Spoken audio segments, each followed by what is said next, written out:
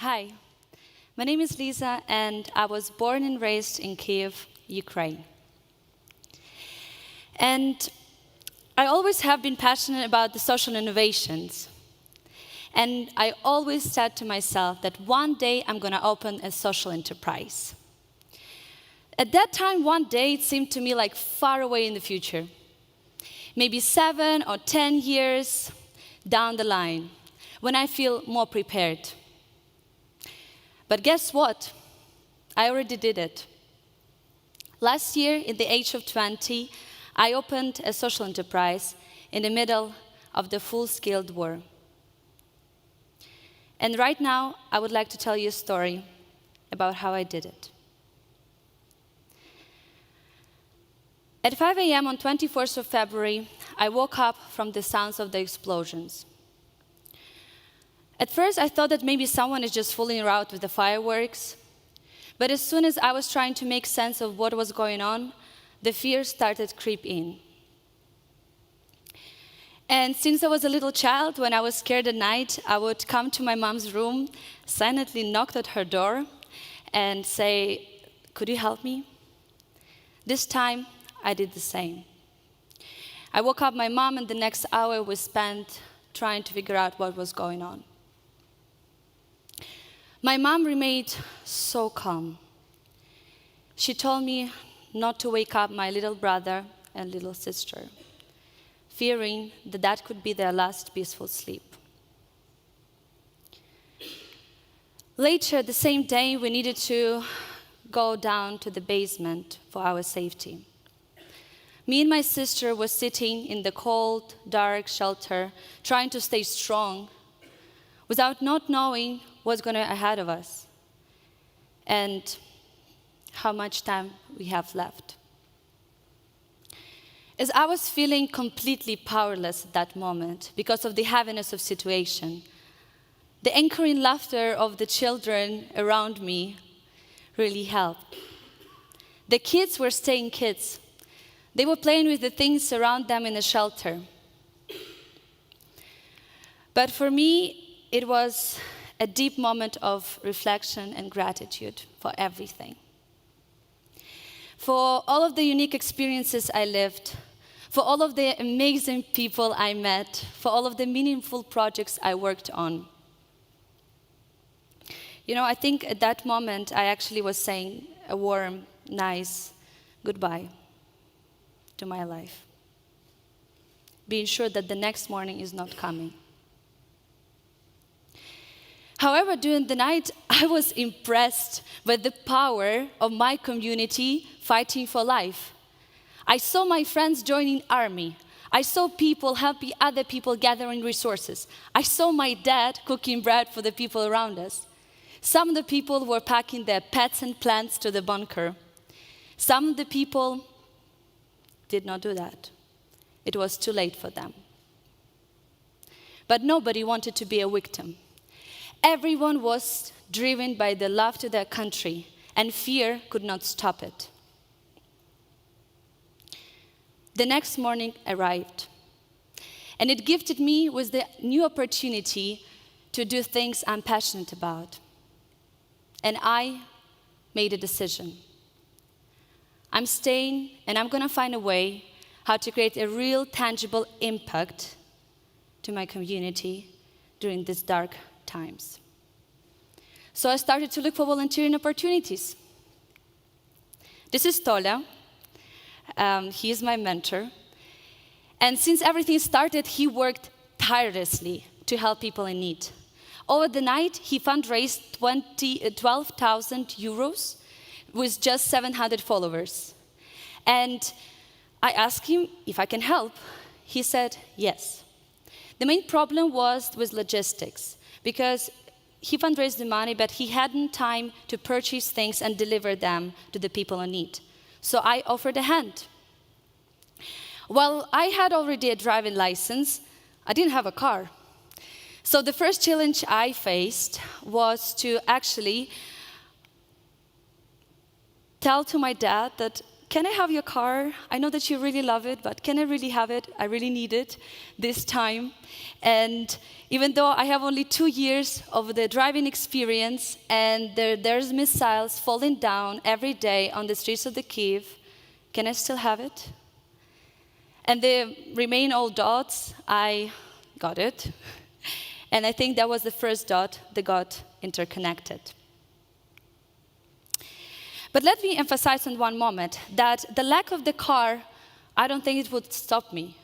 Because my desire to make the impact was so strong that I would use any other possibility. I would take a bike, I would find another transportation system. The main idea was to use what I already had. And that's what I did. Since that moment, my days remained the same. And as one English writer was said, that where if there's a will, you're gonna always find a way. So with my car, I could deliver only 2 to 4 requests per day.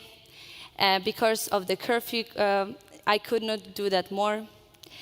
But after, as the time was passing and the war was continuing and becoming more and more violent, the number of people of need was increasing, as soon as the international hub was increasing too.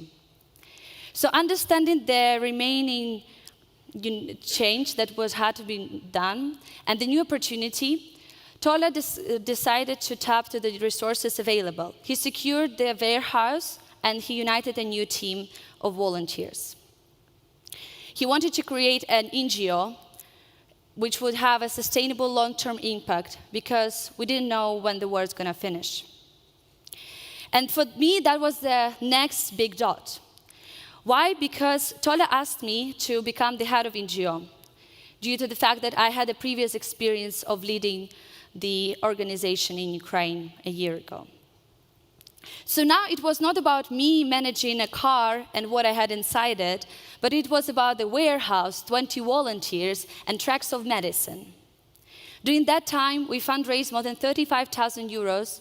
We covered more than 800 requests and delivered more than 100,000 medical items. But as time was passing by, we started to feel physically and mentally exhausted. It felt like an edge of the burnout, living the same trauma every day. The donations remained going down because of the war impact on the economy. But what was even harder is to stay mentally healthy. When you consume so many news, like bombing of the maternity house in Mariupol, the massacre in Bucha in Irpin, the occupation and destruction of the place where you and your friends grew up in. We started to lose our loved ones. My heart was changing, but I knew that I'm not going to stop helping. In order to survive mentally, I realized that I need to come back to one important tool, which is reflection. During my mentorship sessions with Tola, we really embraced that tool, so I knew the power of it. However, I was not ready to reflect by my own. Together with the whole community and all volunteers around me, we really needed a space where we could acknowledge our achievements right now, see and grasp our emotions in the present, and to see the path for the future.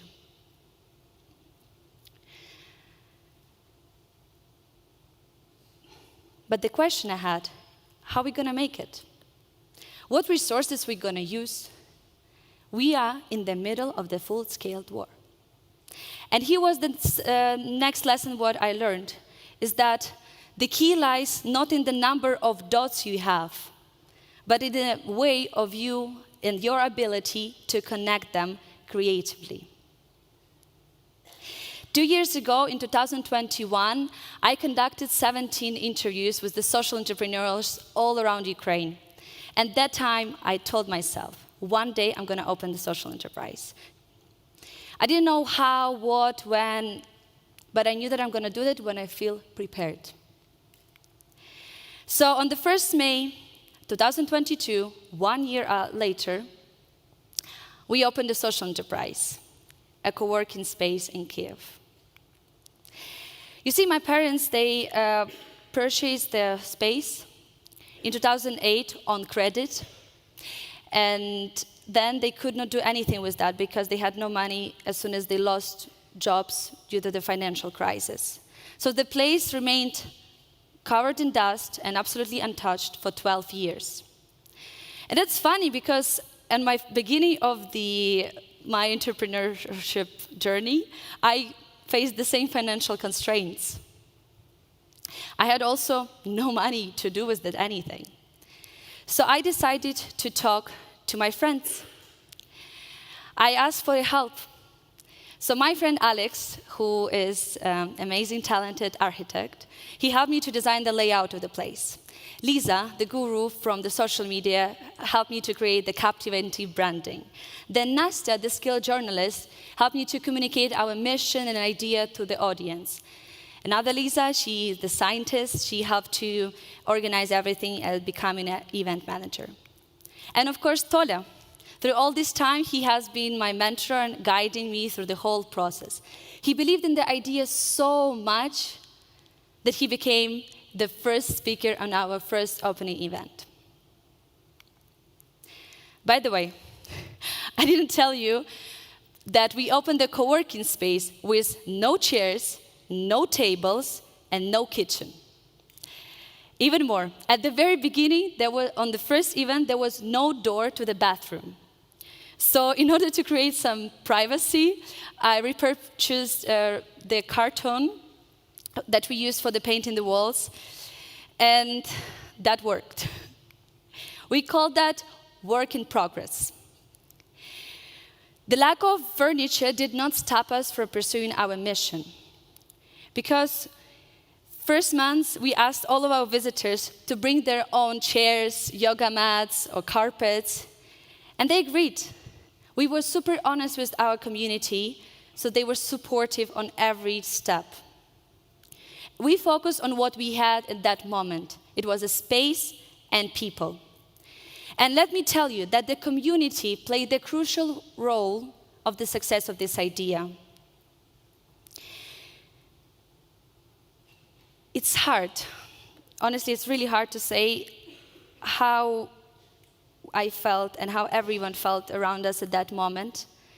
But if I would say that in a couple of words, is that everyone wanted to contribute. Everyone. Initially, we planned to have events every weekend. And you know what? There was no single time where I needed actively search for a speaker. They were approaching me by themselves. All my friends gave me the referrals.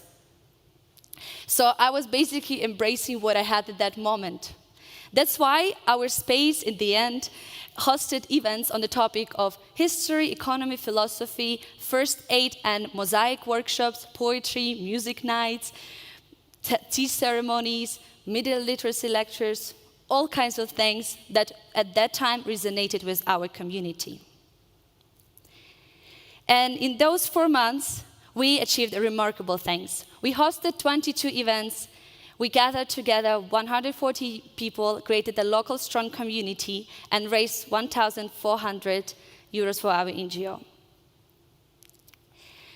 I'm happy to tell you that in July, we also got the grant to furnish our place with the chairs and tables. That opportunity came from the organization where I had an internship before. So now the space can be fully served for the community in still very, very dangerous times.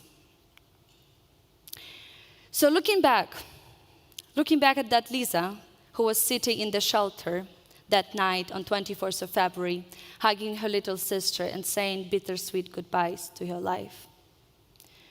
Is there any way she would know that this all will happen to her, to me? Is there any way any of us can know what can happen to us?